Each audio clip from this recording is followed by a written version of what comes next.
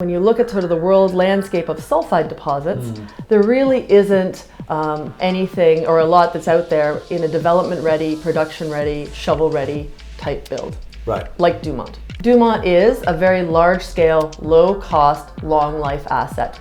It's a 1 billion ton reserve. It is going to produce in the first phase, which is 7 years, about 33,000 tons of nickel annually, expanding in year 7 to 50,000 tons of nickel annually, and over the 30-year life will produce 39,000 tons of nickel annually. Hello and welcome to our viewers on cruxinvestor.com. We're here today with Johnna Muinonen. She's the president of Dumont, which is part of the RNC Minerals story, which we've talked about on numerous occasions. So, hello Johnna, how are you? Fine, thanks. Thank you for having me. Yeah, you're here in London. Yes, I am. Yeah, for LME week, so I've been here all week. LME week. Yes. Right. A lot of nickel people here for that? Lots of nickel people here for that. So it's always a good week to come to London because everybody's here, so you get to meet everybody, talk about the story. It's true. So, RNC is moving to being a gold-focused business, but it just has this very large nickel play in the shape of Dumont. So how's that panning out? So if I look at some of your presentations from June, you've got about 15, 20 pages on Dumont. If I look to the presentation today, 4. Yes. What's happening? With Paul coming in as CEO, we are really a gold-focused company, no question about it. However, what I'd like to talk to you about today is that we own 28% of one of the largest undeveloped sulfide projects in the world. And we feel that we can add value to Dumont to RNC shareholders by looking at various options for Dumont moving forward. Right, so that's 28%. Yes. So it's Waterton and the balance. Yes. Just explain for people at home who Waterton is, what do they do? Sure. In 2017, we sold 50% of Dumont to Waterton. They're a private equity firm. They are now our partners in Dumont. So Dumont is fully 100% owned within the JV. We are now 28%, and Waterton is 72%. RNC remains the operator and manager of the JV, so we do all the technical work for Dumont as well, and then work with Waterton in terms of looking at strategically moving the project forward, financing, and marketing. So what does that actually equate to? You mentioned a phrase there, for shareholder value. Yes. Okay, that's direction from Paul, directive from Paul. Is there a timeline to that? What are the options on the table? What are you thinking about doing here? Because you're only 28% shareholder. Right now, we're not getting a lot of value for Dumont in our share price. We do feel that we want to make sure that we maximize that value for our shareholders. So we are looking at strategic options. That was my directive from Paul and the board when I took on the role as president Dumont Nickel, that we need to look at what could we possibly do to actually get some value for Dumont to our shareholders, to RNC. And that could really involve several different things. We're looking at options around spinouts, potentially a sale. Potentially we hold it until nickel prices come up a little bit. So everything's on the table. But holding, so the G&A is quite low. There's not a lot of overhead associated with it right now. And they've just done a feasibility on it. But are there many costs associated with holding this for a period of time? Yeah, no. So let me explain a little bit the way the JV is funded. Yeah. When we got into the JV with Waterton, Waterton funded our portion of the holding costs and of the cost for 5 years. So they funded a portion of the cost. Currently, all the work that we have planned that we've done to date, we pay 28% from within that funding. Okay. So currently, the work that we have planned for the next, say, 18 months to 2 years is currently fully funded within the JV. So it is a bit of a free carry for RNC right now. Okay. Waterton are dependent on you to inform them as to what to do. So they're a private equity firm, yes, they are. Right? Okay. They're not miners per se. They've kind of stumbled across mining assets, or they've funded mining assets, but they're not by any means experts. So how does that relationship work? Yeah, it's been a bit interesting, and we've been doing it for almost 3 years now, so we're getting pretty good at it. Okay. What it really works is the JV is structured, it has a board.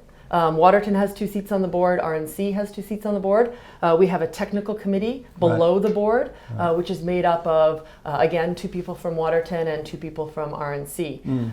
Essentially, the way it works is we look at the work that we believe needs to be done, and generally this is in concert with Waterton. We don't show up one day and say, hey, we need this amount of work. We do talk through, and we meet regularly to talk through what work do we think would be value added. So the feasibility was one of them. About probably close to a year and a half ago, we started talking about, okay, we have a feasibility study from 2012. It's getting a bit stale. Costs are getting a bit old.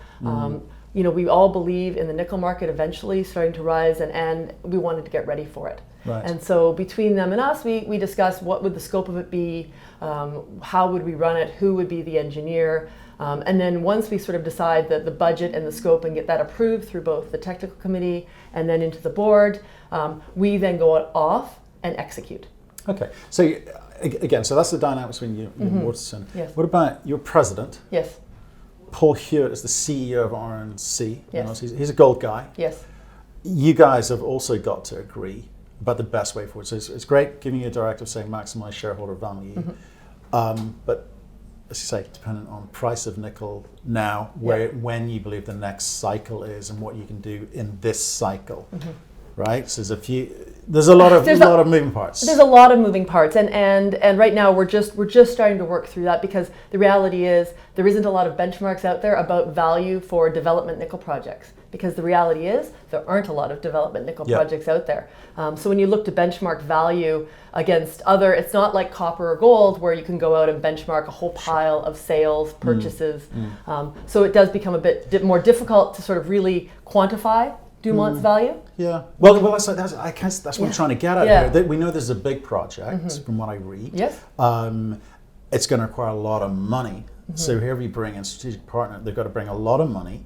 Maybe technical know-how, but maybe you guys got that covered too. I don't know, you have to tell me. Let's talk about and tell people what it is that you've got, because I think what surprised me when you told the story when I was in Toronto, it was a month ago now, was the scale of it, what you've got, how little or how few other large-scale near-term projects there are out there. So let's get into it. So give us that overview of Dumont. Absolutely. I mean, Dumont is a very large-scale, low-cost, long-life asset. It's a billion-ton reserve. It is going to produce, in the first phase, which is 7 years, about 33,000 tons of nickel annually, expanding in year 7 to 50,000 tons of nickel annually, and over the 30-year life, will produce 39,000 tons of nickel annually. We are located in the Abitibi region of Quebec, in a very active mining region. We have lots of local support. We are both provincially and federally permitted, and we have an IBA with the local First Nation. So we have all of the pieces in place to be ready for the next boom. If we look at what work needs to be done to get us into production, we're talking about a 33-month, both engineering and construction. From when though? From when? So from financing, the reality is. So that's the lead time. But if you look around the world and you look within sort of low-risk jurisdictions, there isn't a lot out there of scale. There's lots of smaller operations that will produce sort of say 10 to 15,000 tons of nickel a year in Australia, in Brazil, in smaller mines in Canada, in Europe. However, there's really, when you look at sort of the world landscape of sulfide deposits, there really isn't anything or a lot that's out there in a development-ready, production-ready, shovel-ready type build. Like Dumont, which is what I find exciting about it. Dumont's got that. There are not too many others, or if there are, count them on less than one hand, right? Fingers of one hand, which is great. What are the numbers involved there? Because large scale means large cost. Yes, no, absolutely. We are looking at building a 50,000 ton per day concentrator, which is large, but it is well within the scale of operation in the area. So we are located just outside of Amos, Quebec. We're on an all-weather highway. We have a power line that runs 5 kilometers north of the project.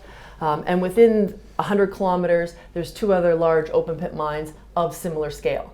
So there's lots of experience in the region on that sort of scale of operation. But it is a large project. It is $1 billion initial capital. Absolutely. That's what I was getting at, right? So that's a lot of money. And we talked earlier about the structure between Waterton, yourselves, and someone else coming in. Yes. It's complicated, yet to be decided, appreciate that. Yep.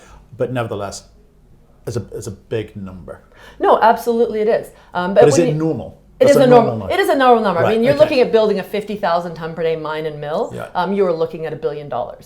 So that must must give you a very good sense of who you can go and talk to, right? No, absolutely, absolutely. And what are they thinking? Because they're looking at, can we do something this cycle? Are you guys ready? Or is it next cycle, in which case, when's that? Yeah. No, and I think, the feedback we're getting recently is, I think if you had asked me the same question 10 months ago, people would have been like, $4 nickel, $5 nickel, it's a while. I think over the last sort of 3 or 4 months of interest, people are definitely, we're getting more calls. We're getting more calls. We're getting more inbound interest by various people that do want to talk, and they're not they're not small players. They're people that want to talk about sort of when does it fit, when are you ready, what does it look like, and the $1 billion is a big price tag. But when you start to break it down into pieces, you look at there will be a senior debt facility on that, probably to the tune of about $500 million. There'll be some equipment financing. There'll be, when you start the equity check at the end of the day, there's probably an offtake loan as part of that, maybe a small stream of the precious metals, potentially. The equity portion of that is probably in the $300 million range. Right, okay. So when you start to break it down like that, it's not we're going to go out and build $1 billion, we're going to raise that. And you're 28% of that. And we're 28% of that, exactly. Okay. And so again, it depends what's happening in the rest of RNC will determine what the cost of that money is, or indeed where you put it in, project level presumably. Yes. Right. Okay. So, and that's the kind of bit that fascinates me about mines of this scale is how you go about having those discussions with people about the cost of that money, and then how do you retain as much as possible, because your brief is shareholder value, right? Yes, Number absolutely, one, right? absolutely. So you're 28%. You've got to create some shareholder value, more than it is today. Which is arguably not much. Right. Okay. So I'll admit that. Right. Okay. So certainly I think you're not getting much credit for it, and I think it's partly the company has said, when you get Dumont for free, that kind of strapline, which is a little bit ingenuous, I think. No. I mean, it really is. I think it's it's. I have heard that said. You get Dumont for free. Well, I mean, if you look at it, it is a. If we look at even the two commodities, I mean, I realize we are a gold-focused company, and our real focus is on the gold assets in Australia. No question about that. But in a rising nickel price environment, where you're starting to get interest and excitement around, and people realizing, wow, the world's going to need a lot of nickel in about 5 years' time. Where are we getting that from? Dumont has the real potential to add value to RNC. Is that part of your equation then? It's like, maybe we'd be better waiting for 5 years. We've talked about it, absolutely. Because Dumont is funded within the JV, and I think that's where that whole, when we get it for free, it's a bit of a side, the fact is that we are funded for several years within the JV. And so it is a bit of a free carry. So it is a bit of nickel exposure, future opportunity. Right. However, in the short term, looking at our shareholders, looking at the focus of the company, we may want to do something sooner rather than later, but we're also not like I said, we're not about to put it up for file sale. We're not in a rush.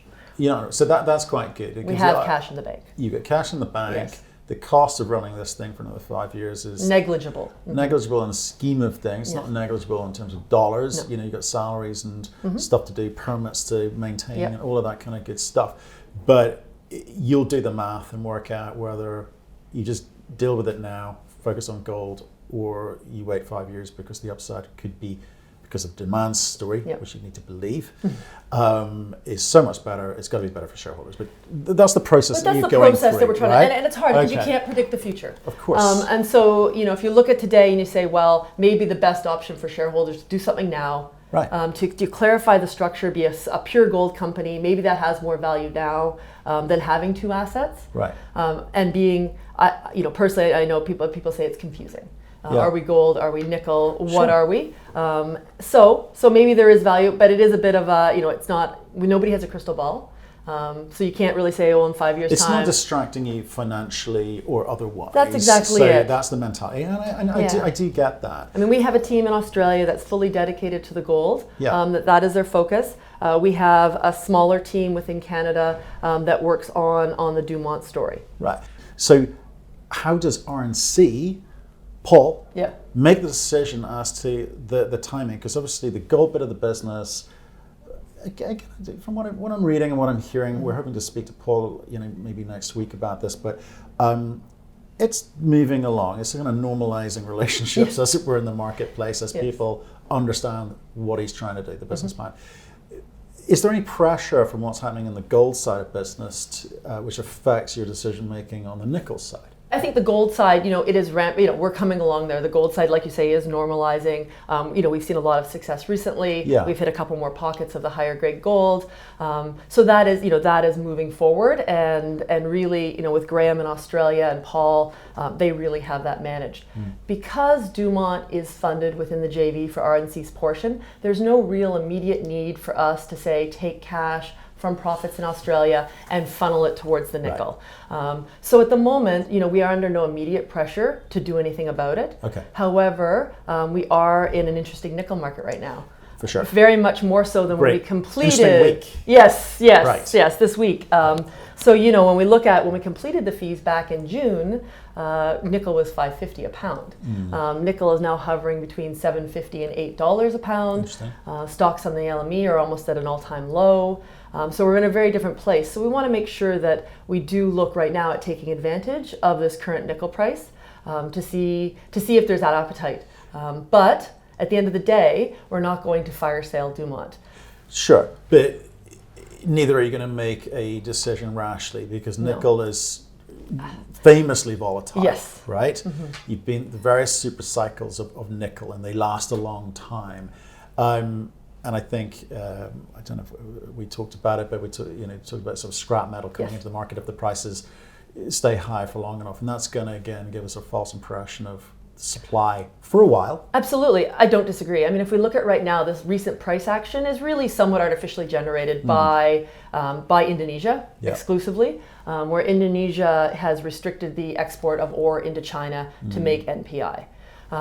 So originally they had restricted it as of the end of the year, but then people were starting to massively export ore above and beyond their current permits. So as of Monday, they announced that it was shut down completely. Whether or not that's going to be permanent or going to be for a few weeks until they figure out what's going on, we don't know. However, it is a bit of a supply. It's definitely a supply control versus demand.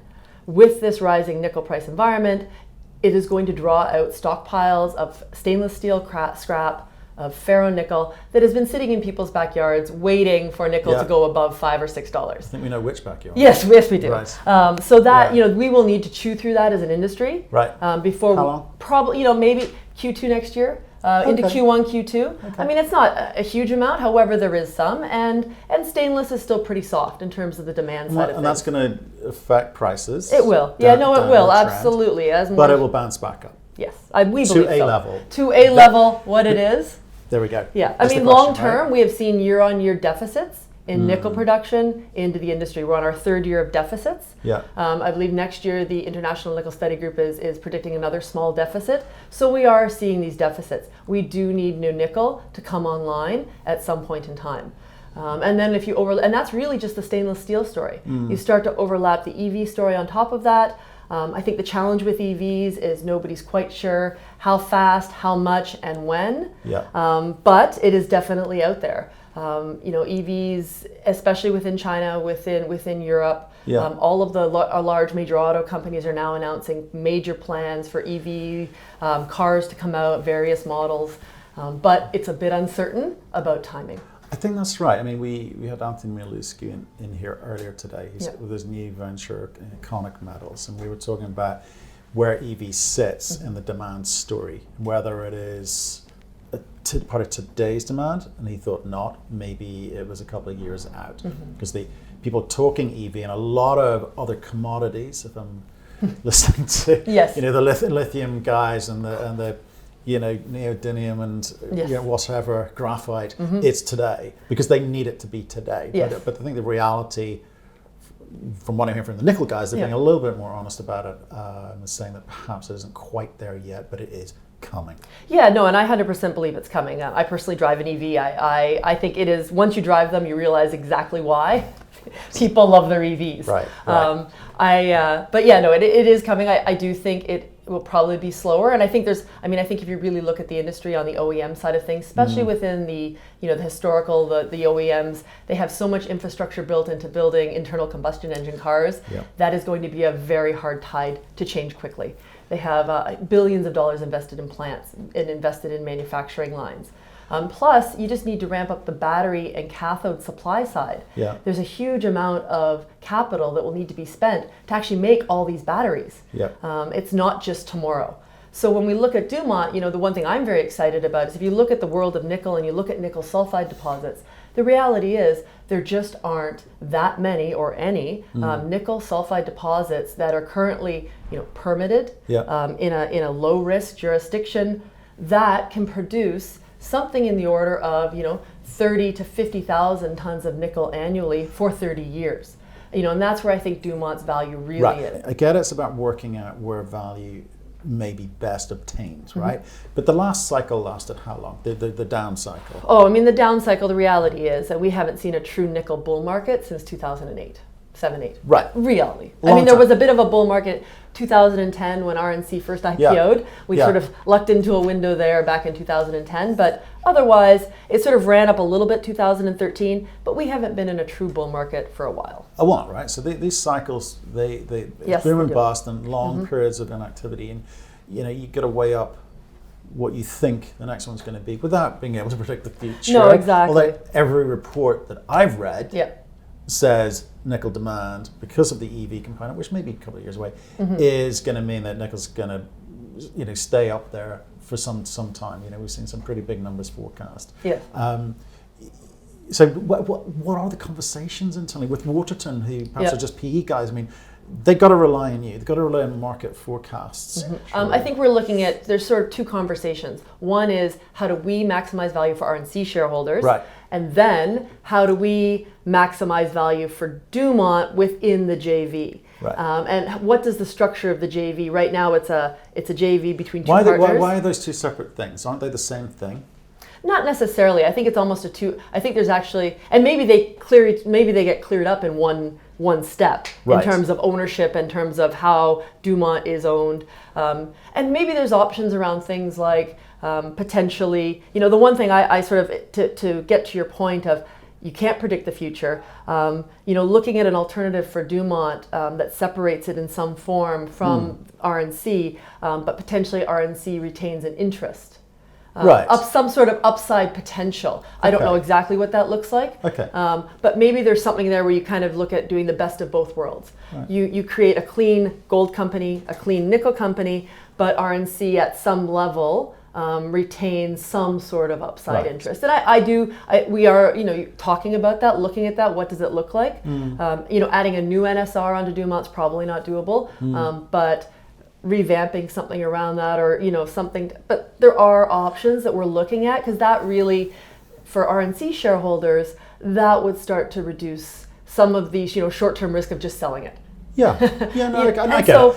But it removes the management and operation and distraction. Right. Okay. So these are not unusual considerations in the mining space, and again, these conversations happened before. But I guess if I'm a long-suffering shareholder, I am asking the question of, how long do you guys need to get? How long have you been there? I've been there almost 10 years now. 10 years. Mines take 10 years to get into operation. So this is had, because of the nature of the nickel market. I must explain here.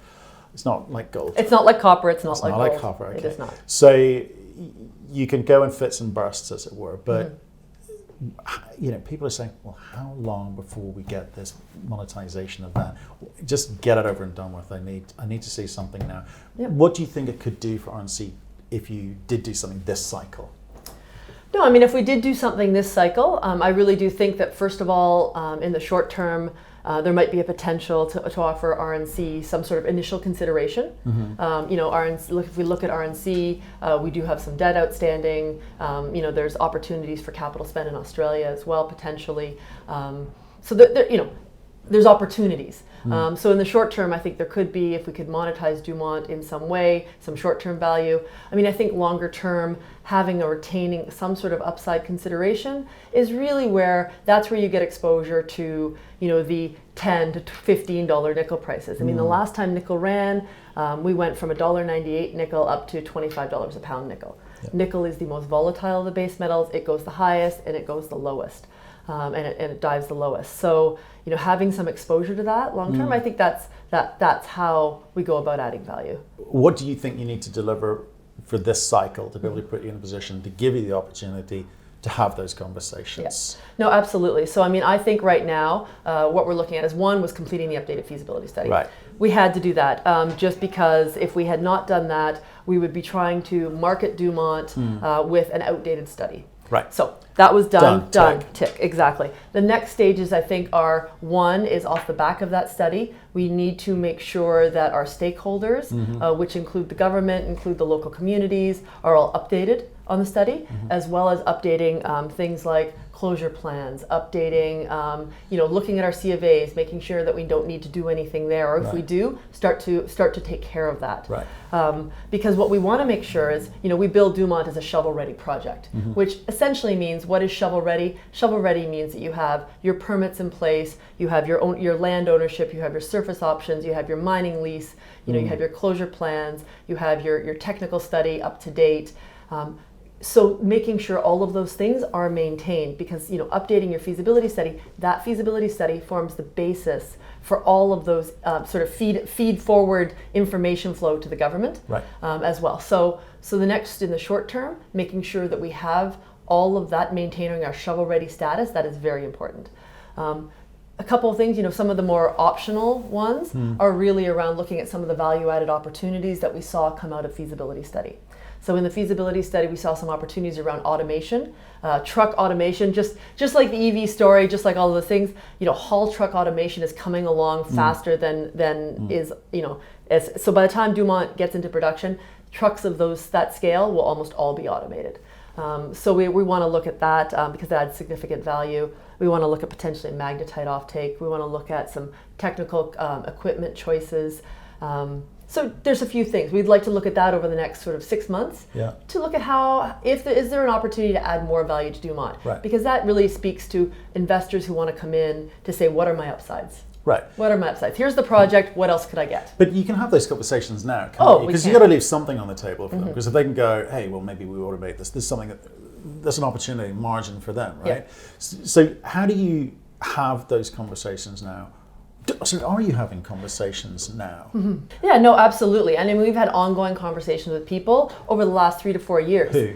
The major mining companies, nickel companies. We're talking with downstream OEMs, battery companies, as well as trading firms. Right. But some of those are more realistic than others. Absolutely. Because OEMs, EV revolution, a couple of years out. Yep. Mining companies, they know who you are. You're one of a handful of big, large-scale operations for nickel. So why aren't they knocking at your door now? Yeah, no, and I think they're in a bit of a wait-and-see approach right now. I don't think that... What are they waiting for? I think they're waiting for a couple things. Right. I think that they're waiting for the nickel demand side of the story to become much stronger. They've got to have a view on this, they have, right? Because they must absolutely be looking at nickel, reading the same reports I'm reading and going, it's all good, Yes. right? Yep. So why not come in now? What's stopping them? Yeah, and I think a history of greenfield nickel projects that have not been successful. Okay. Now they're much more complicated than ours. They're very much higher risk jurisdictions, much more complicated flow sheets. Dumont is a very standard mine and mill, as opposed to if we look at some of the very complicated HPALs or laterite projects that have sort of Which by complicated, you mean even more expensive? Yeah. Well, Or if we look, it's technically complicated, which Right. then leads to more expensive, Right, okay. significantly more So expensive. you're slightly easier on the scale of... We are a mine and a mill. On Right, a scale okay. of scale of simple, Right. people know how to build mines and mills. So people should be attracted to that. But Yeah. you're saying people still just aren't committing because the nickel price isn't doing what they think it should be doing. I think that they're still in a wait and see mode. I think that they're still, they realize that, absolutely they have forecasts. Absolutely they think that the future of nickel is, we are about to enter a bull market over the next, say, 12 months to 18 months. But I don't think today, I think that they're keeping in touch. Yeah. They're making sure, knowing what's up, knowing what's happening. But I think people are really waiting to see the demand side really start to get a little bit stronger. I just think that with the sort of supply restraint in Indonesia, making sure, I just think people are just a little, it's a very, we were at $5 a pound 3 months ago. I just think that most people haven't quite caught up, and there's still this bit of a disbelief that, Right. okay, now we're between $7.50 and $8. Let's just have a wait and see for a bit. Right. They want for some a bit. consistency there. Yeah, do we make it through this next quarter? Do we see the price fall back? Yeah. And if so, how much does it fall back? How much scrap is really out there that's going to come into the market? So that's a question of pricing, how much they are going to pay. Not a question of if. Yeah. It's a question of what's the best optimal timing for us to work out how much this is going to cost us. Yep. I think in some ways. I mean, I do think that whole EV story, I do believe in the EV story, but I do think the question on speed, that it's going to advance, and the timing, I think that most people are still somewhat bearish on some of those estimates. And so people are still taking that wait and see, we know everybody believes that the EVs are coming, that batteries are going to be a significant consumer of nickel moving forward, but timing. Right. Is it really 2023 or is it 2025? When are we really going to need this nickel to come on board? And then with the run up that's been so sudden and somewhat unexpected, I think people are just sort of wait and see. So keeping in touch, making sure they know what the updates are, what's happening, but still, Okay. Yeah. Okay, so someone puts $1 billion in, gets this thing built out for you. Yep. What do they expect to make? And if you look at the free cash flow of the project over the life of the deposit, somewhere, I think the EBITDA is $200 million annually. I mean, it's a large cash generating project. It is a low cost, overall our C1 cash costs over the life of mine are just over $3.22. Our all-in sustaining cash cost per pound on a US dollar basis is just under $4 at about $3.90. Okay. So, when you're looking at projects to invest in, because the thing about nickel, I talked about it before, nickel is the most volatile of the base metals. It jumps the highest and it falls the lowest. If you're going to invest $1 billion in a project, you need to make sure that $1 billion is going to be paid back. You need to make money. And there's a cost to it. And there's a cost to it. There's an interest there. There's a cost to that. To everyone. To everybody. Yeah. And so the reason why I believe in Dumont, one of the other, is just because of its scale. So we have a 30-year life project. What that allows you to do is that 30-year life allows you to take advantage of those peaks and valleys of the nickel cycle. And because it's such a large-scale, low-cost project, you are profitable along that entire time. So any investor that comes in has that time on their side to be able to get back their investment.